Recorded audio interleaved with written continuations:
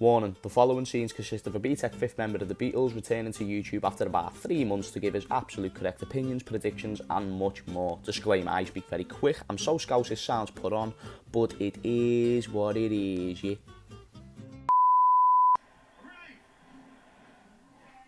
Hola mis compadres, this is James Remondinho is back. Right, I don't know what that was. I haven't done YouTube for a while. Bear with me.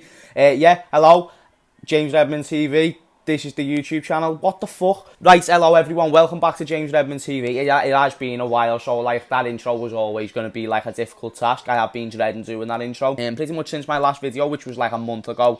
It's disgusting. I'm on it. It might have been 2 months ago, actually, I'm not sure. Anyway, welcome back. Football has returned. I can finally fucking post videos again, get on that. How quality is that? Like, I actually, like I've been trying to think of creative things, but they just all turns out shit. And then, like, now football's back, I can actually just post normal videos again, and I'm actually excited. If you're excited, leave a like on the video, only if you want to, though, because I haven't been that consistent. So, like, if you don't want to support me and you need me to, like, prove myself, that's fair enough. But leave a like if you do enjoy the video, because why not? Football has returned. The Premier League is back, as well as, like, the Bundesliga and other. But we only care about the Premier League right now. The Premier League's back. I'm going to run through all the fixtures that have took place so far. As time of recording, it's currently 3 o'clock. So Liverpool will be playing tonight at either 6 or 8 against Crystal Palace. Can't believe I don't know the time for that match. But there's a few other matches kicking off at 6 as well. Future James is speaking to you all. What is happening? Wagwan, Pifting. Right, let's not go too far. Don't worry, I will put subtitles in just in case you can't understand me. I'm gonna talk briefly just about what happens in. Oh, wait, first of all, this pitch is ugly as fuck. Let's just change. That's better. That's much better. Right, Future James, come and give us your thoughts on the Liverpool versus Crystal Palace game right about now. What's going on, gang? Just woke up the day after Liverpool annihilated, absolutely fucking fingered Crystal Palace 4-0. Unbelievable performance. I mean, you'll see the prediction that I made later on in the video. I certainly didn't predict that. It was like just stellar Liverpool, man. Like that's the best performance I've seen from Liverpool in a good while, and that even includes like before the whole lockdown thing happened, just all over the pitch, mate. We were fucking bossing, it was sexy, and like Fabinho was amazing, Salah was fucking brilliant. Like that just confirmed for me why Salah should have came on in that Everton game. It just did, it confirmed it for me. It was like, Salah makes a fucking difference. We all say like, oh, we wouldn't be arsed if Salah went because we can just replace him easily. Listen, mate, Salah's a special player. He is a special player. He knows what he's doing. I'm sorry, I've got my top off and I'm looking like a fucking pussy, but you're just gonna have to deal with it for this. I've just woke up. But Salah, mate, is unbelievable football player. And do you know what? I do hope we secure him for the next 2 or 3 years because he's fucking boss. If I had to say man of the match, though, I think you'd have to edge it to Fabinho. He was brilliant, mate, that ball that he puts in for Salah. And then that goal, fucking goal. See that goal? It was unbelievable, mate. It was boss. It was just good to see Liverpool backfiring on all cylinders. The one thing I did say in my prediction, again, you'll see the full prediction in a bit, which will be pointless because the game's already happened. But this video was recorded before. At least you're getting me post-match reaction now. Yeah, you'll see that, like how I said Liverpool needs to be a bit more clinical because that's just one thing that we weren't against Everton. We just didn't look like we were creative much in the final third as well as lethal when it got to the chances. We was against Crystal Palace and it was boss. Trent's free kick was absolute sex. He's amazing. Oh, mate, our whole team's boss. And we are this close to securing number 19. So, Liverpool, I love yous. I think we can secure it today if City lose, but let's just hope that's the case. Up the Reds, come on. Before we do get into the fixtures though, I just want to give a quick shout out to my mate Alec. He's just started doing YouTube again, started posting YouTube vlogs. Alec Matapo, the YouTube channel. I'll put a little clip now. How does it pop? What the hell? The baby. Fuck's sake! I don't. No! It does splash, Yes. Oh! It splashed. Was it close? Yeah. Don't put in it. No. These things are strong. Oh no! Somehow people still get pregnant. Nah, hey, you kids that get pregnant, use protection. This thing, man. What? Mate. When I lose my virginity, I'm definitely using one of these. Ha! I'm not!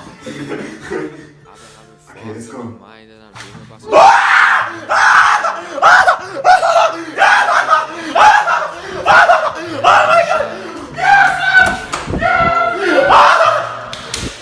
So that was Alec. He's just started doing vlogs. He's a crazy kid. He's a weirdo, but like that's why I love him, and that's why you should all go and subscribe to him. If you want to laugh for 5 minutes, go and watch his vlogs. But yeah, man, let's just fucking get into the fucking fixtures. So obviously the first game that kicked off the Premier League campaign coming back was Aston Villa and Sheffield United. And it was a phenomenal 0-0. You've just got to love it. The Premier League comes back, been waiting for months for a bit of action, you know, some goals to go in, some quality football, and we get a 0-0.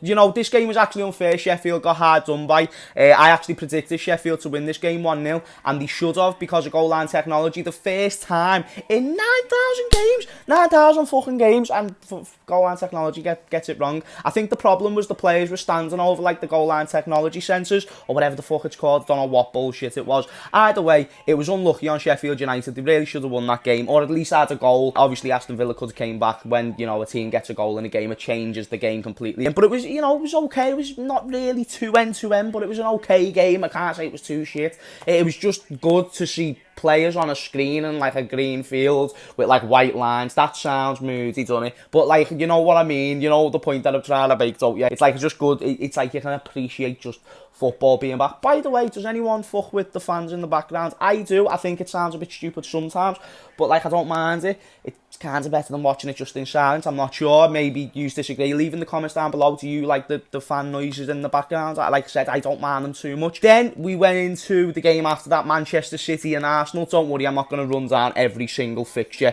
one by one. I'm just going through a few of the key fixtures that have took place so far in the Premier League. Obviously, Man City and Arsenal felt was one of those fixtures. 3-0 to Manchester City. Arsenal did not look great. They did not look great in that game. Obviously, they lost the friendly that they had. I think it was to Brentford. 3-2. So Arsenal haven't had a great time coming back to Premier League football, let's say, to say the very least. And City have just looked like the same City, like they're just still boss, you know what I mean? So yeah, fair play to City, and Arsenal really need to get their shit together. But also, David Luiz is probably the worst centre-back I've ever seen in my life. And I've seen some terrible centre-backs, believe me, I'm a Liverpool supporter. It's only recently that we just started getting a good defence, you know. Yeah, we haven't always had a good defence. And when I look at David Luiz, I'm just like, I am so grateful that I don't have to put up with shit like you. And I'm sorry, Arsenal fans who are watching this video, because I feel like every time you've signed someone from Chelsea, it just hasn't lived up to that. You know, like Petr Cech, he was supposed to be boss and he was average, and then like David Luiz, it's David Luiz, you know what I mean? He was scoring free kicks for Chelsea from 40 yards, and now he's giving Sterling an assist. I don't know. Anyway, the Friday following this game, we had Tottenham versus Man United. Again, I predicted the game to be a 0-0. I didn't say 1-1. I thought it was going to be a 0-0, but it kind of went the way I thought it was going to be. I thought it was going to be quite a close affair. Pretty simple game. Arsenal losing to Brighton, all the more reason for me to shit on Arsenal. I'm not shitting on Arsenal, but even Arsenal fans are shitting on Arsenal because of the sheer disappointment of what is displayed in the return of this Premier League season. You've got to understand, they are in relegation form, and this video was not made to be a video about Arsenal or anything like that, but as I'm running through these fixtures, there's just no fixtures that stand out to me like these Arsenal results. The Man City game, fair enough, you're facing the second best team at the moment in the Premier League. You never know though, based on form they could be the best. That's fine, you can lose 3-0 to them and no one will bat an eyelid. They'll be like, okay, we'll bounce back. Brighton take the lead 1-0. You know, there's a bit of controversy throughout the game, and then you just lose it in that last second, and it's like, yous aren't even like a good team right now. Yous, like, and I don't mean to come across like in a patronising way, because it's never good to just say, oh, you're not a good team when you lose a couple of fixtures. I disagree with that completely. But Arsenal have shown inconsistency throughout the season. They've shown inconsistency recently, coming back from the 3 months away. It doesn't look like it's benefited them whatsoever. And it's worrying signs for Arsenal. That's all I'm basically trying to address and offer to you. I thought Arsenal were going to do very well this season, and they have very, very, very unsurpassed my expectations. That probably makes no fucking sense, but we'll move with it. Leicester drawing 1-1 with Watford. Pretty, you know, it was pretty stellar. Chelsea doing okay, beating Aston Villa. Chelsea signing Werner as well, man. I'll give a quick thought on that. Timo Werner. Would I have took him at Liverpool? Absolutely. Am I sad that we didn't go out and get him for the £50 million that we could have? Yeah, I am devout. And do I think Liverpool could have coughed up that money? Of course I do. I mean, even, you know, the rumour was they didn't have it, but you know, if the Champions League winners and the soon-to-be Premier League winners doesn't have the dough to sign anyone for 50 million, let alone Timo Werner, is that not concerning? I might be wrong, and listen, I haven't looked into it to the point where like I can actually give you an expert opinion on what's happened here or Liverpool's finances. So I'm not shitting on my own club whatsoever. That's my club and I love you. But it just makes no sense. Do you know what I mean? Like on FIFA we have like 120 million transfer budget all the time. So why don't use that? I know it's not the same comparison, but you know what I mean? Like you'd expect them to have a bit more dough than that. But it happens, and we move, don't we? Timo Werner has joined Chelsea. I think he'll be a quality signing. So Chelsea, fair play to you. You have smashed it on that occasion, and on that signing, I think he'll do bits. Him and Tammy Abraham, man. Oof, that is a saucy partnership and one for teams to worry about for sure. Newcastle. Fucking Sheffield, I feel like that's another. I feel like that is absolutely a fixture that you've got to talk about. Sheffield getting sent down to 10 men.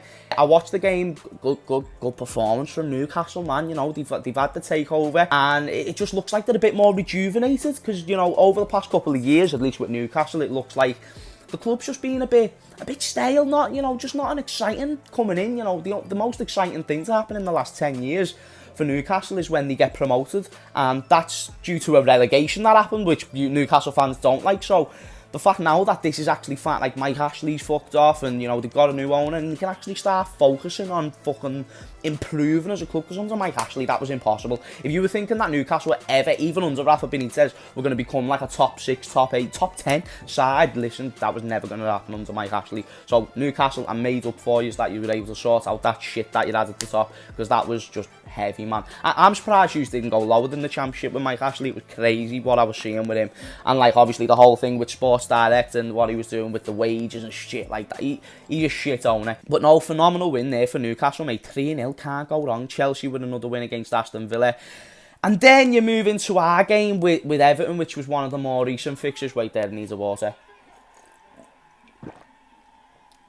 I don't know, of course I've got this in, you could hear the goal properly, but that was yeah, the Liverpool-Everton game, again, listen, referring to the Aston Villa-Sheffield game, the first game to kick off in the Premier League campaign, this game weren't really too much end-to-end. Looking at the game as a whole now, I don't know if you have watched the game, but my opinion on the game as a whole, if I had to say team who was on top for the majority of the game, I'd absolutely have to say Liverpool was on top for at least 60 to 70 minutes for that game, and I'm not talking about like smashing Everton and pressing them down and beating them. I'm not talking like that in that sense. I'm talking more, we had more possession, we were having more control of the game, and Everton couldn't really do too much to us, and we looked comfortable if that makes any sense, but we also didn't look like too much of a threat offensively. So that was one thing that Everton were doing well on their part, and maybe Jurgen Klopp weren't doing so correct on a tactical point of view.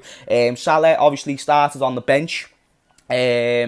Minamino started the actual game, which is absolutely fine, but I was just, expecting Salah to come on at some point, especially when, I just spat there, especially when, it was 60 minutes in. You want a bit more ferocity, you want a bit more fire. Brings on Oxlade-Chamberlain, brings on Origi, players like this, and this is okay, and, Jurgen Klopp knows a lot more about his players than we do, but I just would have liked to seen Salah come on and just seen what he could have done, because I feel like if any player would have loved to have shone in that game and get a little late goal, it would have been Mo Salah. He loves the headlines, as humble as he is, but I just think that was a bit of a questionable choice from Jurgen Klopp, especially with the fact you've got 5 substitutions now, which I think is brilliant.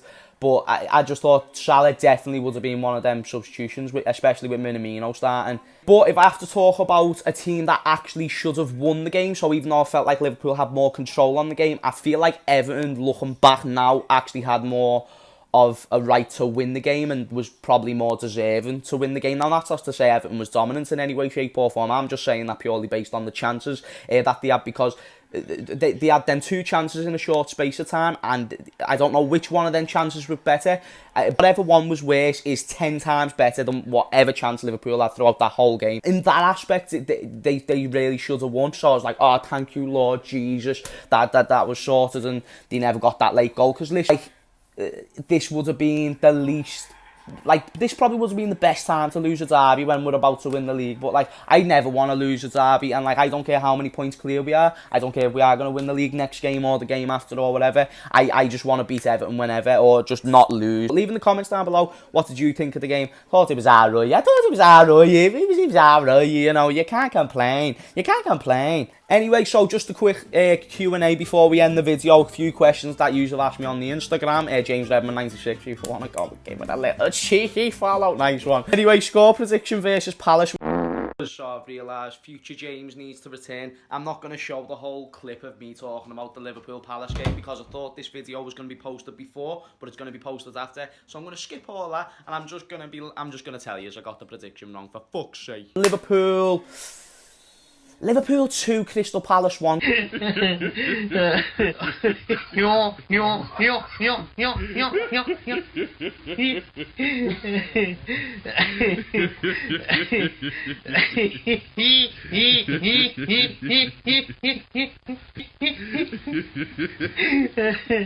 Best team. I'll probably have to say Manchester City. Obviously, they got the 3-0 win against Arsenal and then the 5-0 win against Burnley, which is just terrific. They basically haven't skipped a beat. They're looking quality. Definitely the most exciting team to watch in the Premier League, and that's including Liverpool. I would, if you'd asked me that a year or two ago, probably would have said Liverpool, but Man City recently, man, they just score loads of goals and they just leave teams for dead. It's like, okay, they're dead, you've shot them now, like, it's just like, bam, bam, bam. It's just like, no, they're dead, City, for fuck's sake, you know what I mean? And like, they just kill teams, and that's what they've done to Burnley, it's what they've done to Arsenal. They just make teams look like they don't stand a chance. Thankfully, we've got that much of a gap that it's near enough impossible for them to catch up. Touch wood. And the worst team to return to the Premier League so far, I think by the basis of this video, I think we would have to say Arsenal. Not like a dig at Arsenal fans. I love Arsenal fans. I think the boss, I think they're very passionate.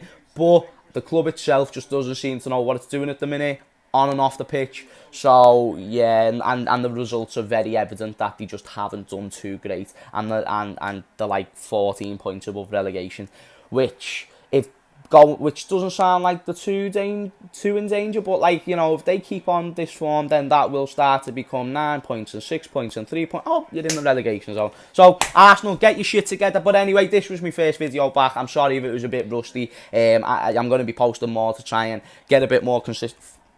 What the fuck? Anyway, to get a bit more consistent, I hope you enjoyed the video. If you did, leave a like, subscribe if you so wish. Leave a comment saying, James Redmond, your haircut is shite, if you got to this point of the video. And also, follow all the socials for a bit more content on there. Anyway, thank you for watching. Make sure to go and check out Alec Matapo's YouTube channel if you want more laughters after this video. And yeah, man, thank you for watching. Peace!